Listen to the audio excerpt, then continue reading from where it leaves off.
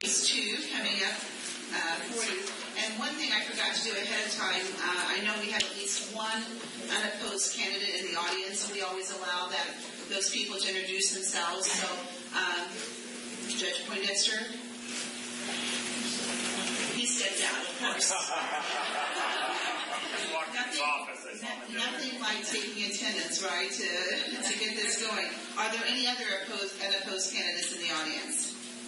Okay, so we'll get him when he comes back. I don't have my glasses on, so I'm not going to be able to tell when that is. We'll see. Okay, now we're for the Carmel Council here, and we have two candidates for Southwest District, and neither one of them could attend this evening. And so we have the candidates seated in the order that they will be on the ballot, and the district that they are running for that represents them in the middle. And then to your right, my left, are the three candidates that are running for two at-large positions.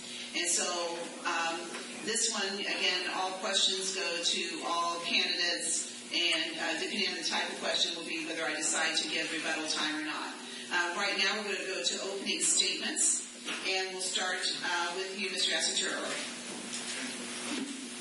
There are many nice things going on in Carmel, but when I talk to hundreds of residents on the campaign trail, they believe Carmel can do better in several areas. I am proposing three initiatives called Carmel Can Do Better, which will positively impact Carmel residents. The first one is to increase our annual repaving budget to at least $6 million to bring Carmel streets back up to the Carmel standard. Two, expand snow removal to all residential streets whenever residential streets are plowed. Three, implement a curbside brush and leaf collection by the city rather than having them included in trash. These are just several things that residents have told me they would like and would be positive things to do in our community. Carmel is a world-class community, so let's provide world-class services to our residents. Carmel can do better. Thank you. Thank you, Mr. Asaturo. And Mrs. Finken. Thank you, Mayor. Thank you very much for the opportunity to speak tonight. I know much time goes into organizing these, and I'm very appreciative of that opportunity. My name is Sue Finkham. I'm a wife, I'm a mom, I'm a business executive, I'm the current city council, and I'm proud and humbled to have held that seat this past 4 years. I've got a master's degree in management and 15 years of senior executive leadership in HR, administration, and management, which I've right to the job. I'm running for your re-election because I'm excited about the direction Carmel is headed in. And there's much work to do to keep Carmel one of the best places to live in the United States, and I want to be part of that. To do that, Carmel needs city council members who are leaders who are insightful and collaborative and approachable, and most of all, leaders who have the ability to solve complex problems with integrity. I feel a deep responsibility and commitment to our residents and the future residents of Carmel, and I want to be part of that. Thank you very much. Thank you, Mrs. Finken. And Mr. Kimball. Yes, I want to thank the League of Women Voters. I've been walking the city the last couple of weeks, meeting residents, talking to them, and the question comes up, why do you want to run for city council, especially with the environment that is sometimes a thankless job? My answer is I really love Carmel, and what especially has become in the last 2 decades. I mean, I love the amenities, our bike trails, our parks, Carmel's safe environment, and especially the accredited and acclaimed public service departments. Our parks department is outstanding. I like the fact that we have the lowest taxes of any city in the state of a comparable size. And I also want to make sure that we can maintain all these wonderful features that have helped us rank among the best places to live in the United States. I feel like I've played a small role in helping Carmel reach this level of becoming a #1 city by having been a dad's club coach. I've been the social media committee chairman of the Carmel Farmers Market. I founded a weekly bicycle ride. Thank you very much, Mr. Kimball. Mr. Seidensticker. Thank you to the League of Women Voters for hosting this event this evening. My name is Eric Seidensticker. I am the current Carmel City representative for the Central District. I grew up in Carmel. I graduated from Carmel High School in 1981. I got my accounting degree from Butler University. The reason that I am running for re-election is I've have believed and continue to believe in the representative form of government. The people get a voice. It's not me. It's the voice of the people. It is not a person who knows better than everybody else. It's the collective voice of the community. And I believe I've done that well for the past 2 terms and want to continue to do that. The 3 goals that I do have for the next 4 years would be an issue of transparency with regard to the city finances. The clerk treasurer does a tremendous job, but we need to work on that reinvestment in the infrastructure. That's how we maintain the base value so that our taxes maintain where they are. Thank you, Mr. Seidensticker. Mrs. Snyder. Thank you to the League. My opening quotation, democracy demands an educated and informed electorate. Thomas Jefferson said that. Fits quite nicely into this evening. Over the past few years, we've come to realize the truth of Jefferson's statement that if we are not watching and do not keep ourselves informed, we get the government we deserve. The Carmel City Council plays an important role, not only as the fiscal body of the city, but as a critical check on the executive branch. By design in the Constitution, not one of our 3 branches of government should govern the other. The mayor, the clerk treasurer, the city council are independent, but should work together. Oversight and a healthy but respectful debate are necessary for the public to be well served. Council members are your representatives. They are often the first people you call when you need help, and sometimes they're the last line of your defense. An independent councilor working for you and in your district is what the representative form of government is all about. The complex finances of this city require experience, and I have that experience. Thank you, Mrs. Snyder. Mr. Warren. Thank you to the League of Women Voters. My wife Sherry and I have lived in Carmel with our children for over 20 years. I feel strongly about contributing to my community, and I've tried to do so through activities like Carmel Fest, the Chamber of Commerce, my church, and also as a member of the Carmel Redevelopment Commission, while at the same time running my own Carmel-based business, Advantage Medical, located on Old Meridian. I believe my business and entrepreneurial experience gives me a unique perspective on government, and that, I think, will enhance my ability to serve the people of Carmel. In my business, there were countless times when I was forced to make critical decisions with no clear path forward or the ability to totally eliminate all risk. But that's business, and that's life. What I have come to learn and what I will bring to the Carmel City Council is how to respond. How to rely on the evidence, understand and manage the risk, and consult professional experts to help guide us in considering all voices, all viewpoints, all sides. Thank you, Mr. Warren. Mr. Carter. Well, first, thank you to the League of Women Voters for producing this event. Your contributions to the government environment of our community are very helpful. I'm running for City Council in order to support the progress and growth of Carmel in a positive fashion. Today, more than ever, we need those with vision and leadership skills, those with a positive outlook, those who can look at opportunities for our city and see the potential to make our top-rated community even better than it is. We have, as a community, endured at least 8 years of a council dominated by those who see the possibility for failure in every opportunity, who look for ways and reasons to not bring good ideas to the forefront for the benefit of us all. I ask for the support of the voters, not only for myself, but also for those other candidates who are running to keep Carmel first. I ask for the vote of our citizens who want a group of council members who will vote with the mayor when he has a good idea and who will work in a cooperative manner with him to reach a compromise when he has an idea that might not fit the needs of the community. Thank you very much. Thank you, Mr. Carter. Mr. Houck. Again, thank you to the League for sponsoring this debate. My name is Ron Houck. I'm running for the Carmel City Council at large. Our family moved to Carmel 30 years ago. My first experience on a small scale with community service was the formation of our homeowners association, where I served for 10 years as president. Subsequently, I was appointed to the Carmel Clay Plan Commission and served there for 11 years, 2 years as president. I've served on the Clay Township Regional Waste District Board for 8 years, 3 years as president, guiding them through a dynamic growth period and improving their operational efficiency. I'm employed at Eli Lilly in information technology. I'm grateful for the opportunities I've had for community service, which have given me a broad perspective for our entire community, and an opportunity to develop my leadership skills. as well as meet many residents concerning growth and planning issues. And I look forward to the opportunity during this campaign of meeting with more of you to discuss the issues in our community. Thank you, Mr. Houck. Mr. Ryder. I think you know by now that everybody's thankful that you're here tonight. People ask, why do you serve on the city council? Why do you run for city council? You have to do it for the service. I do it the same way I serve my church, because you don't do it for the money.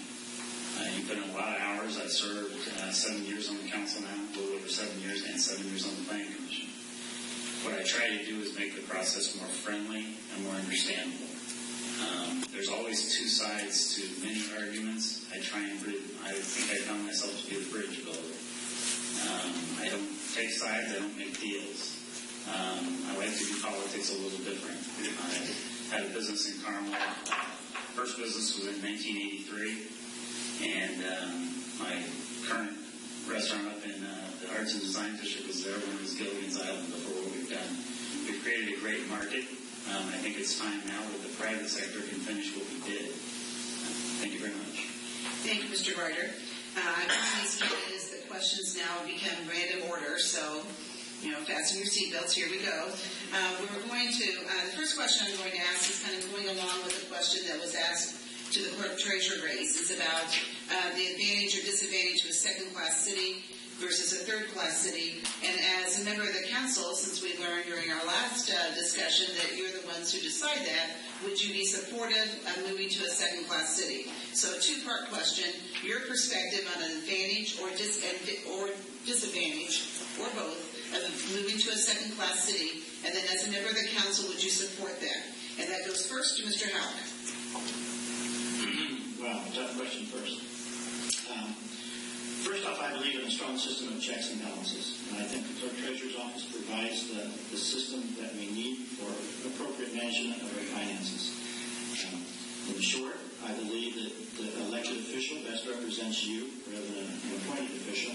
So I favor keeping the clerk treasurer's position currently, and I believe it is in your best interest, and I think will offer greater transparency to you about city finances. Thank you. Thank you, Mr. Houck. Moving next to Mrs. Snyder. Thank you. I agree with Mr. Houck. I think, as I made in my opening statement, that we have three branches of government here, mirroring those in Washington, and they serve as a system of checks and balances. Granted, they should work together. Granted, they should be transparent.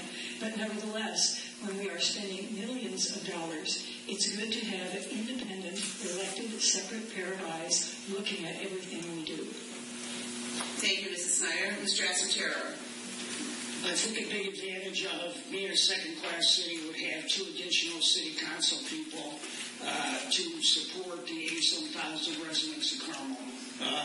Yes, having a clerk treasurer does provide some checks and balances, so there are some pluses and minuses to whether or not we do go to a second-class city. But I would imagine at some time or another we're going to have to move forward, and we will be a second-class city at some point. Thank you, Mr. Asotero. Mr. Kimball. I believe that the clerk and the mayor and the council all need to work together. Not really a check and balance. It's all working together. Each have their own separate agendas. One of the advantages of going to a second-class city is that we're going to have a comptroller. Public finances become extremely complex. We need qualified people with the proper training and degrees in that position. I support keeping a clerk, but that's my comment. Thank you, Mr. Kimball. Moving to Mr. Ryder. Second-class city, and we've had a lot of these discussions. I'm a supporter of second-class city. Number one, the representation is the most important. I think the city being over 85,000 people, we would get another at-large in another district. More representation. It's right now we fight and scramble back and forth for 4 votes. I think you'll find a better dynamic when you have 9 representatives. And during our negotiations with the mayor on this topic, for many different times times it has come up. He did agree at one point in time for the council to approve the person that he appointed. And you got to forget, everybody thinks the clerk treasurer is the stopgap. The city's council votes on the fiscal needs of the city. We have the final say. We can cut anything, we don't add, but we can always cut. So if we say no, the money doesn't get spent. Thank you, Mr. Ryder. Mr. Carter. Thank you. There has been very little transparency from the standpoint of the mistakes the clerk treasurer's office has made over the years. That's something that probably needs to be aired, during this campaign. But I would say that certainly I agree with Kevin in regards to the expanded representation that the citizens of the community would have. I would also say that from the standpoint of a city with well over $120 million budget, that it's time that we have someone who has been appointed, who has the professional qualifications. After all, with our fire department, we would not think of having someone who has not been a seasoned veteran firefighter as the chief. We would not think of hiring someone as city engineer who is not an engineer and has a great deal of professional credentials. We would not think of hiring a fire or a police chief that doesn't have the qualifications of a long service on the police department. Thank you. Thank you, Mr. Carter. Moving to Mr. Worrell. I definitely would support moving to second-class city status. I look at it from the standpoint of professionalism.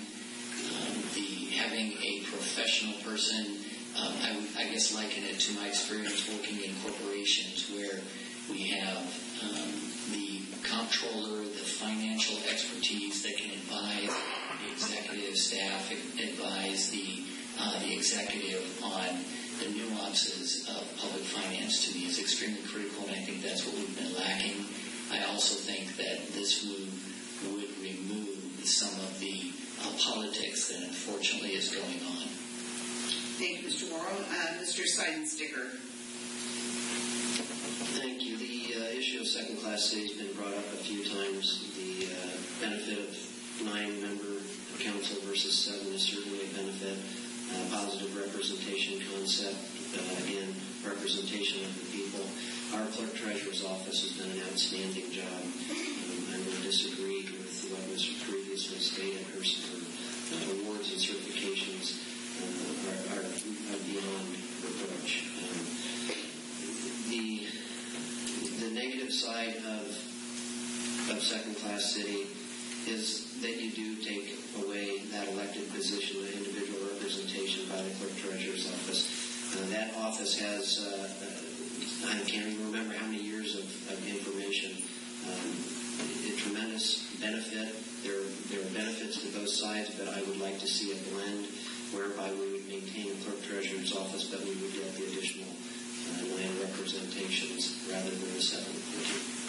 Thank you, Mr. Seidensticker.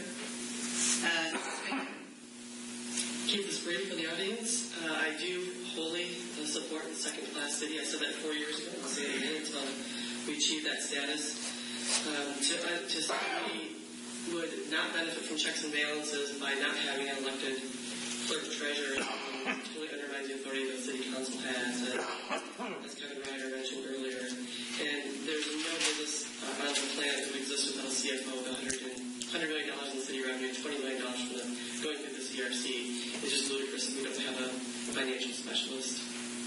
Okay, thank you, Mrs. Stinkham. I'm going to allow 30-second rebuttal on this question since it was dissension amongst you.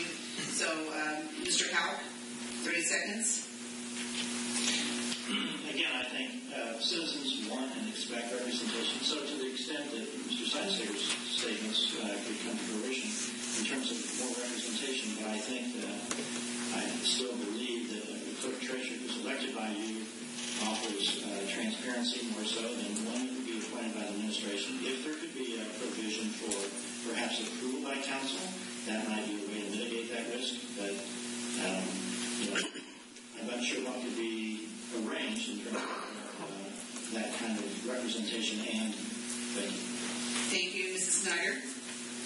Thank you. I will stick to the idea that we need to have separate representation in a system of checks and balances. but it has been brought up, and we have discussed it with some of our state representatives, the ability to craft an extra 2 seats onto this council, because unlike many cities, we are rapidly growing, and that would be a benefit. But I am still loath to give up the separation of powers as they've been designated for years. Thank you, Mrs. Snyder. Mr. Asutero. The checks and balances in government are based on the 3 branches, executive, legislative, and judicial, and therefore it's important for the council to vet issues and not hastily approve things. So this is called good management in the business world, not obstructionism. So we need checks and balances, but the council should be providing those checks and balances. Thank you, Mr. Asutero. Mr. Kimball. Yes, again, I believe that 2 additional council people would provide more representation on the council. As has been stated before, the checks and balances between the clerk's office is the council. That's really it. Okay, thank you, Mr. Kimball. Mr. Ryder. Most important, more representation. City council is the fiscal responsibility. It's not the clerk treasurer's office, it's the city council. Thank you, Mr. Ryder. Mr. Carter. Our cities and towns have suffered over the years by virtue of the fact that we have had clerk treasurers. A clerk treasurer really is a bookkeeper, and a bookkeeper is historically the person who looks back at what you spend. By that time, as you're getting ready to make your budgets, it's problematic to really know what you can spend and what you're going to have coming in. What we really need is a financial manager that can do projections, looking out in the future, so that we can make decisions confidently about what we're going to spend within the city. Thank you, Mr. Carter. Mr. Worrell. Again, I guess I would point to the growth that Carmel's experiencing and ask us not to be afraid of making a change that other communities have very successfully engaged in. It works. It's proven. We need a financial expert. Thank you, Mr. Worrell. Mr. Seidensticker. Thank you. There's a history when the position is appointed versus elected, and so with Lucy, I continue to prefer the preservation and separation. But I do admit that there is a benefit to the people, which is who we're here to represent, by having additional representation. And it's my hope that the state can figure out a way to accommodate us while keeping separation of the 2 offices. Thank you. Thank you, Mr. Seidensticker. Mrs. Bingham. I would also like to point out that there have been numerous errors from over and underpayment and other fees that are revenue sources for the city that have been caught by our outside financial expert, not by our clerk treasurer. Having a municipal finance expert is absolutely key for a city our size. Thank you, Mrs. Bingham.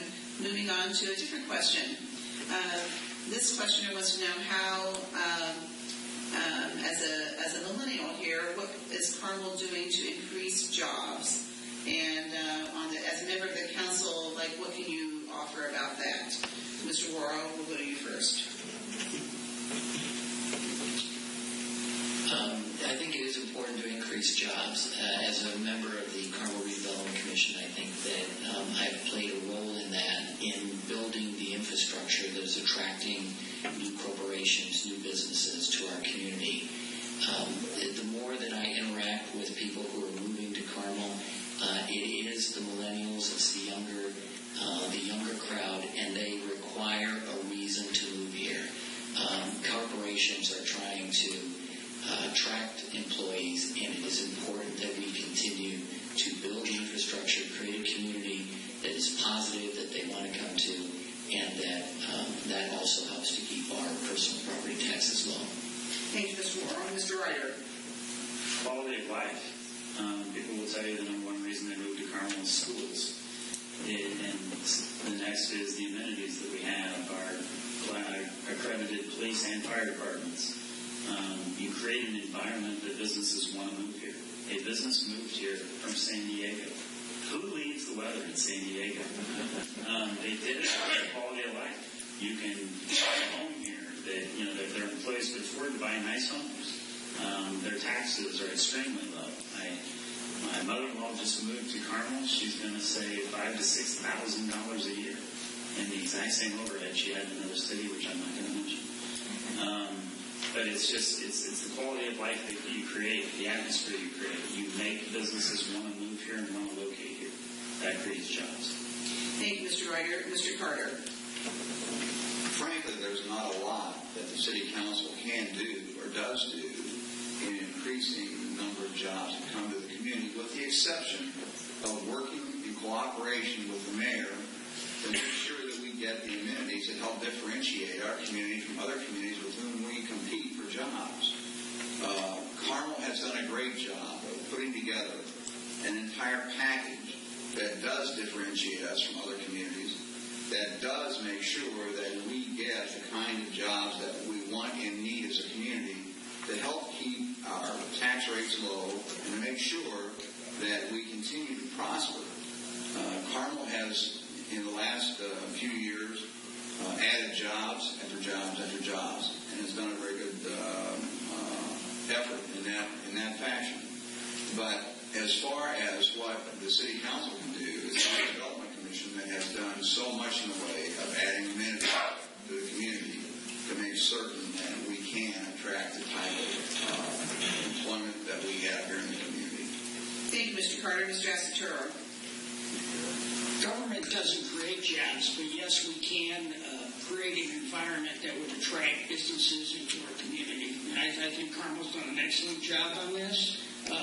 As a previous member of the City Council, I did vote on incentives for companies to move here, and I think it's important because we have to be competitive with other cities. So we can do a lot, and it's also important we bring all types of jobs to Carmel. People need jobs at the higher pay levels and the lower, and I think we have a responsibility to people at the lower end of the echelon to support them with some very other types of jobs rather than just high-paying jobs here in Carmel. Thank you. Thank you, Mr. Asaturo. Mr. Seidensticker. Thank you. The council's been very supportive of all the infrastructure improvements that have happened. We have paid attention on an annual basis to maintain taxes. That's a concerted effort by many of us in the city. The support of the paths and walkways, all these things develop an area that businesses are interested in moving to because it gives their people a place that they're close to and a place that they're able to bring their kids up. Kevin said the schools have been tremendous. My wife's a realtor. It's location, location, location, and Carmel is the right location. Carmel is just north of a very large city. We are just south of some other friendly cities as well. It is a tremendous area. The taxes are well. We can continue to work on that, but we provide the needs that successful businesses want from the standpoint of the personnel that they want to bring in and hire. Thank you, Mr. Seidensticker. Going to Mr. Houck. I think you've all heard, and I'm certainly aware of the many fine amenities that we have in our community. It's the same thing that drew us here, draws corporations, as we've all heard and understand. I think we have a tremendous potential in terms of the U.S. 31 corridor, in terms of corporations who are already located there, and the marketing of that area for future growth and development, bringing in more professional jobs, high-paying jobs that benefit our community. Further development of the corridor will also keep our taxes low. So I think those are all things that we can be proud of and that have developed, but we need to continue that development. We need to market ourselves from a local, regional, and even national perspective. And I think that's the reason that Carmel has even found itself nationally ranked in many areas. So it's recognized as true quality of life and a place that corporations desire to move to. Thank you. Thank you, Mr. Houck. Mr. Kimball. Yes, I believe the question was how are we going to attract millennials and jobs. As far as millennials, they now make about 50% of the working population. When I graduated from college, we followed the corporations to get our jobs. Today, it's just the inverse. Corporations follow the employees. Again, that comes back to quality of life. The millennial today doesn't want to walk out of his office, get in his car, and go to lunch. They're looking for walkable, bicycle-friendly environments, and we've done a fantastic job on that. Your top CEOs will tell you that they follow the millennials. The Marriott Corporation just announced they're moving their 5,000 employees to a more walkable, bicycle, transportation-friendly area. These are the areas that if we wanted to others, I don't think will ever be debt-free. It's been said many times we need to manage our city like a corporation, like a business, and businesses need to borrow. Our low property taxes are reflective of that good management we've done. I'm reminded of why we borrow for our infrastructure. When I drive up Meridian, I see Shortridge High School, I see Broadville High School, I see North Central High School. There is a boom-bust cycle, and we don't want to wait until we're in that bust cycle to start looking to fix up our infrastructure. We've got communities all around Indianapolis that are in that position. They've reached build out. They don't have the finances to invest in their infrastructure to attract the companies, the employees, the citizens to their community. Thank you. Thank you, Mr. Kimball. Mr. Worrell. I think we have just a difference in philosophies on how about debt. So to me, debt is a tool. Certainly it must be prudently managed, and I think it has been prudently managed. The debt right now, the numbers that I'm aware of, it's less than $600 million, and that is 15% of our annual revenue. Like Councilwoman Snyder said, when you go to get a mortgage, it's usually in a ratio to your income. That's what I've always asked when people ask me, do we have too much debt? I want to ask, compared to what? And to me, it's our ability to pay.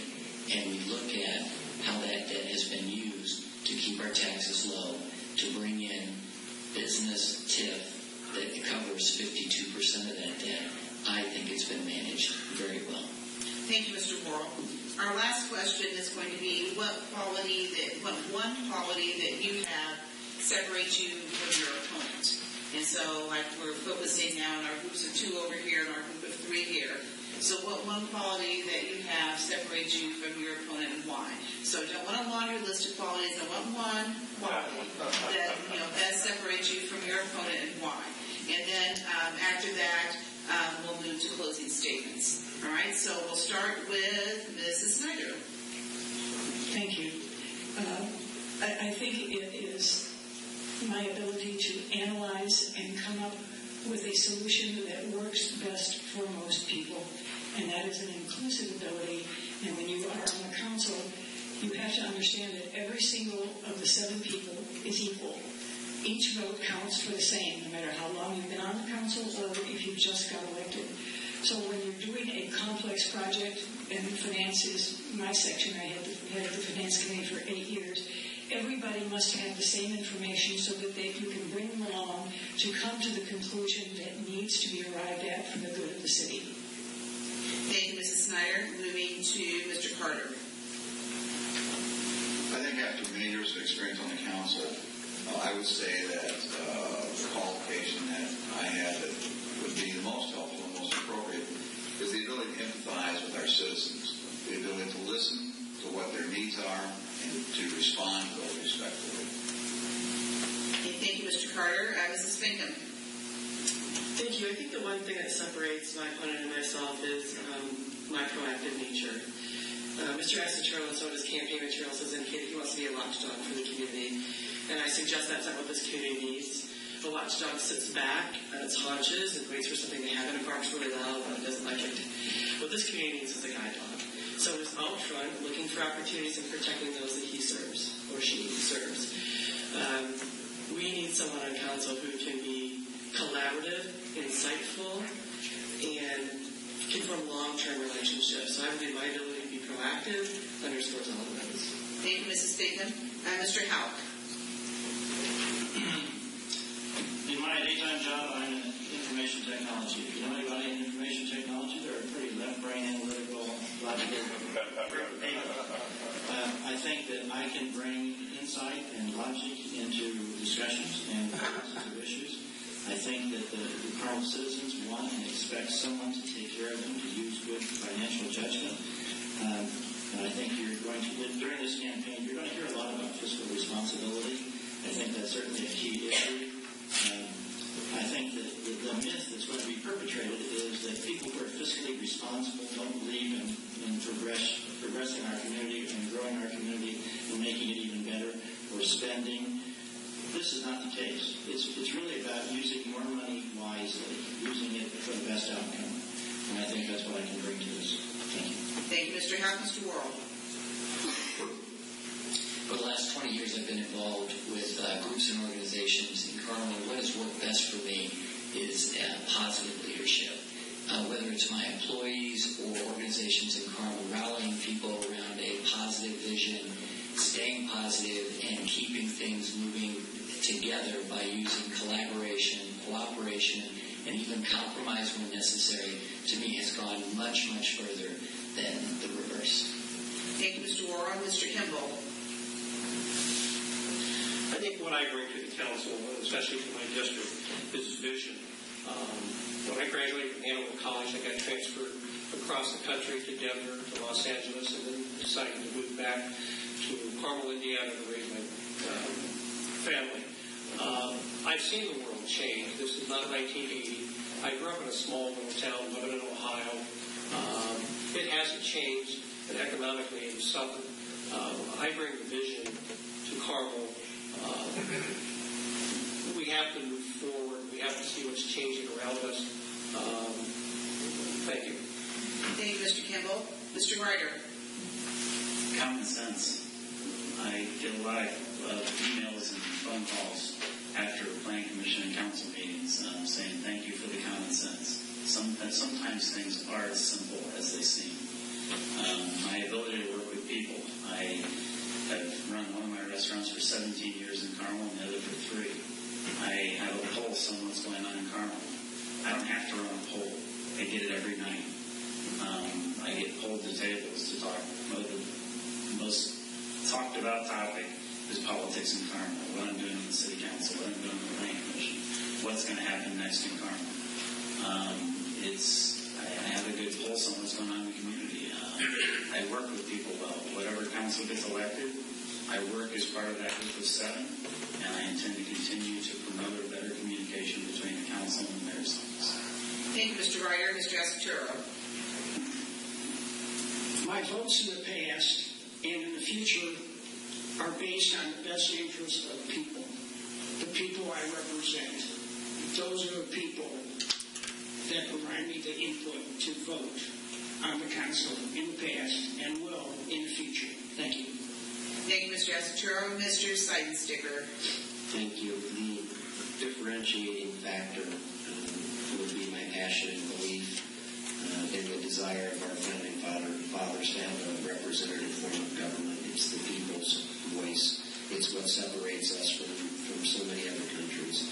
And to be able to work with the people, because I don't enjoy the answers, and the first one to admit that there are a lot of extraordinarily bright people in many different areas that can offer advice. That's what representation means. It means being the voice of the people so that they can go about their daily lives and do what they want. And Kevin said it earlier, you do this out of service. That's what it is. It's a service issue, but it's holding true to our founding fathers' desire for true representative government. Thank you, Mr. Seidensticker. The candidates will now have up to a minute for a closing statement. Before that occurs, I just want to remind you that you vote for the district in which you live on this side, and over here you vote for 2 out of the 3. And everyone votes in that case. And May 5th is Election Day, so make sure we see you there. Finally, before closing statements, just as a reminder that the filmer this evening is going to send the league link to the YouTube video of this event, and that will be posted on our Facebook page, the Hamilton County League of Women Voters Facebook page, for you to access. in case people weren't here this evening, or in case those of you who were here want to watch it one more time. And after closing statements, then we'll take a brief break. Stay steady in the audience, stay steady, and then we'll have the mayor's forum. And so we'll begin our closing statements with Mr. Carter. Ladies and gentlemen, I want to thank you again for taking this opportunity to listen to us this evening. I would wholeheartedly appreciate your vote for me for City Council. I've tried to do the best job possible for you and your families. A job not based on how my actions would affect the next election, but on what was and would be right in order to keep Carmel first and best in the United States. This is a crucial election for our city. It pits a group of top-notch citizens who want to be elected to serve you in a manner that is one of doing what is best for Carmel. This group of people has pledged to work with the mayor when he is right and help find middle ground when his ideas might be somewhat far afield. For the past 8 years, we have had just the opposite thought process dominating our council. The majority in power passed legislation many times on political whim, not because it was right or good, but because they could. We had good projects endlessly tied up and bad projects such as 126th Street perpetuated. That is not the way it used to be, and it needs to stop. So I ask for your vote for the return of good government at the council level to the city of Carmel. Thank you very much. Thank you, Mr. Carter. I'm going to Mr. Worrell. Thank you to the Hamilton County League of Women Voters and the opportunity to present my views. I'm looking forward to continuing the dialogue, and if anyone has any questions or needs clarification on any of my answers, feel free to call my cell phone 24 hours, 696-0162. But if elected, I want to first bring a sense of positive leadership to this seat on the council. I promise to base my decisions on the evidence, consider all ideas regardless of who gets the credit, never disparage my community or its employees, and I will tackle each tough debate with the hand of friendship extended first. Before I close, I just want to mention one specific thing. I want to fix the traffic bottleneck at 96th and Keystone by replacing it with a roundabout interchange, the kind of interchange that has transformed the rest of Keystone Parkway and will soon make US 31 a much better drive. And I know we've got to work on paying for it, and I promise if I'm elected that I would look at all federal, state, and local options. Thank you, Mr. Worrell. Mr. Houck. Thank you again for sponsoring this debate this evening. As Mr. Carter has alluded to earlier, he served in the Carmel Redevelopment Commission in some of those years as president. During that time, we incurred more debt than could be sustained. They had to go to the city council for a bailout. I think this is not financially responsible. This is not a good management of our debt. The debt that was refinanced included $21 million in prepayment penalties. They now will tell the story that this was always their intent to have this debt refinanced. Well, I would ask that if you're doing good financial management, are you negotiating where one of every $8 goes to pay prepayment penalties? If you're borrowing at high interest rates, can't sustain your debt payments. If you're going to bring this to City Council, wouldn't this make sense to bring your fellow City Council people along for the ride and inform them of what was going on? I think we have issues of either bad fiscal policy or truth and transparency. Thank you. Thank you, Mr. Houck. Mr. Ryder. I have truly enjoyed serving the citizens of Carmel for the last 7 years and a few months, and I look forward to doing it for another 4 years. I respect everybody who takes the time up here to run for office. It is not always a thankful job. I don't run against my opponents. I'm asking you to look at what I've done. The bridge building that I do, I'm a problem solver. I don't make deals. I'm not a politician. I'm a problem solver. I do it in my business on a daily basis. It's an operations.